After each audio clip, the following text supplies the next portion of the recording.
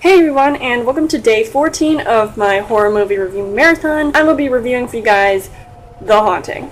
Jan DeBont directs an ensemble cast in this 1999 remake of The Haunting, where they travel to this one house because they are involved in a sleep disorder study, only to be met by evil lurking inside. Lily Taylor plays Nell Vance, who is seemingly troubled after losing her mother. Feels more drawn to the house where the group is headed, known as Hill House. Right off the bat, the movie starts panning over a dark and eerie, terrifying during this little shot. I'll give this movie an A+ for its cinematography and production design. The location of Hill House is very beautiful and spooky at the same time, and it almost makes you wish that you want to live there and just find an escape, whether or not you know the truth about the house. At first, when I noticed who the cast was, I felt like they were all just sort of like thrown in there for kicks.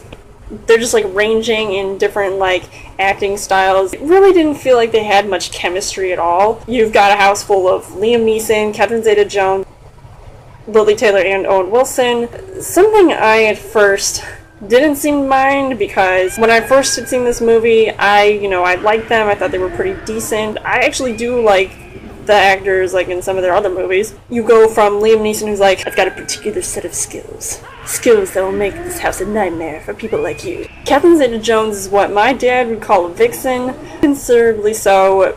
Out of the other two chicks that are in this movie, one of them is an assistant to Liam Neeson's character, who, spoiler alert, if you haven't seen this movie, something happens to her in the beginning. Won't tell you what. Owen Wilson, I felt like he was just sort of put in there to be sort of like the comic relief, even though like at times he's trying to be all like serious and stuff, but most of the time I just found him to be like really funny, which is good, adding that. I wouldn't want to know what else he does on his insomnia walks. The way the terror builds up, and of course it has to start on the first night. What would be the point if it didn't? Theo and Nell begin to experience strange phenomena within the house, and Nell sees apparitions and like other things, but others don't believe her, which makes her sort of vulnerable, feeling like she's on her own. I mean, I would believe her because I live for this shit.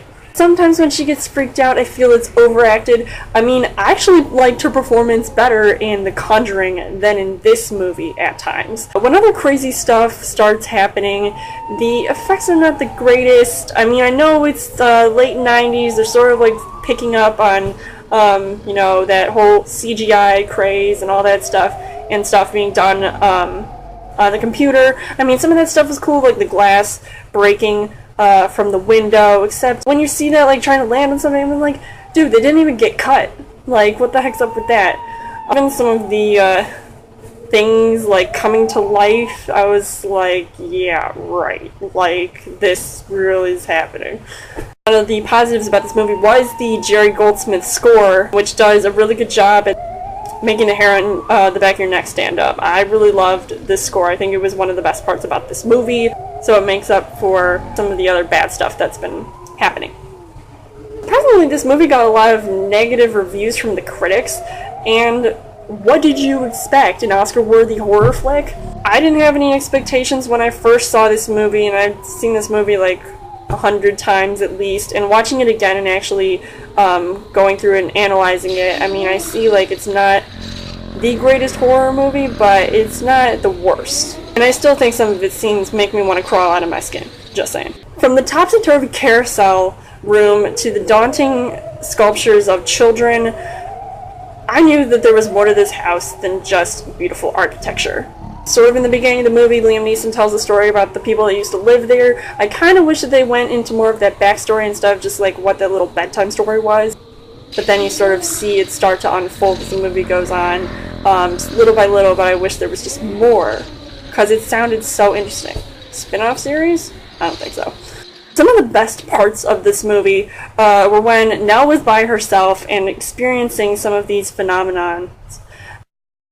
Truth of Hill House, and I thought that that was really cool. It was like she's in detective mode, kind of like how Owen Wilson's character was, but she had more of a vibe to this house. I'd say one of the not so best parts was over the top climax / ghostly standoff.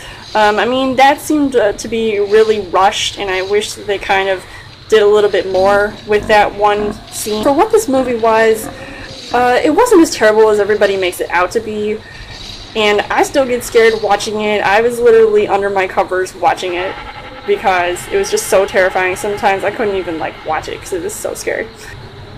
Even if some of the direction and acting was a little offbeat, I don't really care about that. I'll let you guys decide what you thought about this movie. So let me know in the comments what you guys thought of The Haunting. Come back tomorrow for my next horror movie review. And as always, you guys can subscribe to my channel. I've got more movie reviews, movie updates. Come back every week for a Chill Thursday video. You guys can also like me on Facebook and follow me on Twitter. And I will see you guys later.